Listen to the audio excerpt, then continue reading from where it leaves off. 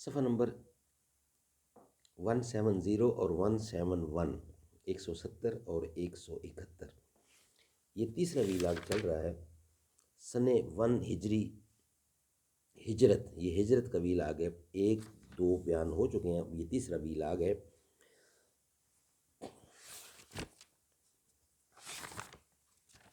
اردو زبان میں سرور عالم صلی اللہ علیہ وسلم کی سیرت پر جامع ترین کتاب سیرت النبی صلی اللہ علیہ وآلہ وسلم، علامہ شبلی نعمانی رحمۃ اللہ، علامہ سید سلیمان ندوی رحمۃ اللہ۔ بسم اللہ الرحمن الرحیم، الحمد للہ رب العالمین، والصلاة والسلام علی رسول محمد وعلی آلہ واصحابہ اجمعین۔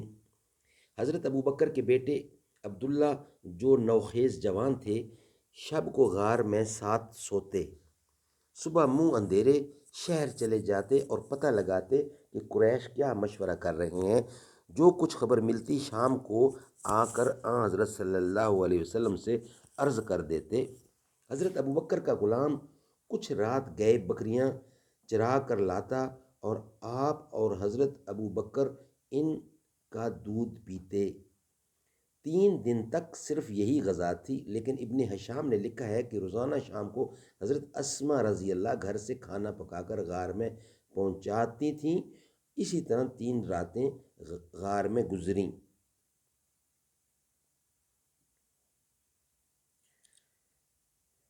بعض مزید حالات ہیں وہ بھی ہم نے شامل کر لی ہیں اسی میں، اور انشاءاللہ وہ بھی ساتھ ساتھ بیان ہوگا ان کا۔ صبح کو قریش کی آنکھیں کھلتی تو پلنگ پر حضرت صلی اللہ علیہ وسلم کی بجائے حضرت علی تھے۔ ظالموں نے آپ کو پکڑ کر اور حرم میں لے جا کر تھوڑی دیر محبوس رکھا اور چھوڑ دیا۔ پھر حضرت صلی اللہ علیہ وسلم کی تلاش میں نکلے، ڈھونڈتے ڈھونڈتے غار کے دہانہ تک آ گئے۔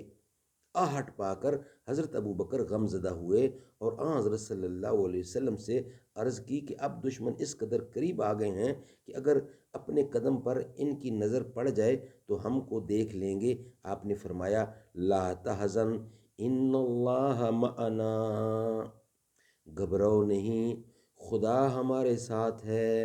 لا تحزن، گھبرا نہیں، غم نہ کر، ان اللہ معنا، ذات ذوالجلال، رب ذوالجلال ہمارے ساتھ ہے۔ مشہور ہے کہ جب کفار غار کے قریب آ گئے تو خدا نے حکم دیا، دفعتاً ببول کا درخت اگا اور اس کی ٹہنیوں نے پھیل کر حضرت صلی اللہ علیہ وسلم کو چھپا لیا۔ ساتھ ہی 2 کبوتر آئے اور گھونسلہ بنا کر انڈے دیے۔ حرم کے کبوتر انہی کبوتروں کی نسل سے ہیں۔ اس روایت کو مواہب لدینہ میں تفصیل سے نقل کیا ہے اور زرقائی نے بزاز وغیرہ سے اس کے ماخذ بتائے ہیں، لیکن یہ تمام روایتیں غلط ہیں۔ اس روایت کا اصل راوی اون بن عمر ہے۔ اس کی نسبت امام فن رجال یحییٰ بن معین کا قول ہے، لا شیء یعنی ہیچ ہے۔ امام بخاری نے کہا ہے کہ وہ منکر الحدیث اور محبول ہے۔ اس روایت کا ایک اور راوی ابو مصعب مکی ہے، وہ مجہول الحال ہے۔ چنانچہ علامہ ذہبی نے میزان الاعتداد میں اون بن عمر کے حال میں یہ تمام اقوال نقل کیے ہیں اور خود اس روایت کا بھی ذکر کیا ہے۔ بہرحال چوتھے دن آپ غار سے نکلے۔ عبداللہ بن عریقت ایک کافر جس پر اعتماد تھا رہنمائی کے لیے اجرت پر مقرر کر لیا اور وہ آگے آگے راستہ بتاتا جاتا تھا۔ ایک رات دن برابر چلے گئے۔ دوسرے دن دوپہر کے وقت دھوپ سخت تھی تو حضرت ابو بکر نے چاہا کہ رسول اللہ صلی اللہ علیہ وسلم سایہ میں آرام فرما لیں۔ چاروں طرف نظر ڈالی، ایک چٹان کے نیچے سایہ نظر آیا۔ سواری سے اتر